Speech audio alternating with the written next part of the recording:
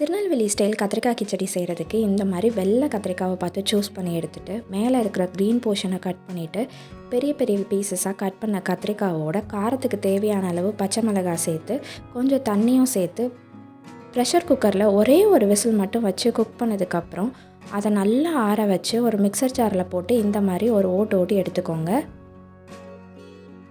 இப்போ ஒரு கடாயில் கொஞ்சமாக எண்ணெய், ஒரு காஞ்ச மிளகாவை இந்த மாதிரி 2ஆக கிள்ளி போட்டுக்கோங்க. அது கூட 1 டீஸ்பூன் உளுந்தம்பருப்பு லைட்டாக கலர் சேஞ்ச் ஆகும்போது கொஞ்சமாக கடுகு போட்டு அதை நல்லா வெடிக்க விட்டு கருவேப்பிலையும் சேர்த்து அது கூட பொடியாக நறுக்கின வெங்காயம் சேர்த்து வெங்காயத்தோட கலர் சேஞ்ச் ஆகிற அளவுக்கு நல்லா வதக்குனதுக்கப்புறம் அது கூட நம்ம அரைச்ச கத்திரிக்காயையும் சேர்த்து நம்ம டேஸ்ட்டுக்கு தேவையான அளவு புளி தண்ணி, உப்பு இது ரெண்டும் சேர்த்து ஒரு கொதி வந்ததும் பொடியாக நறுக்கின கொத்தமல்லி இலையை மேலே தூவினா நம்ம கத்திரிக்காய் கிச்சடி ரெடி.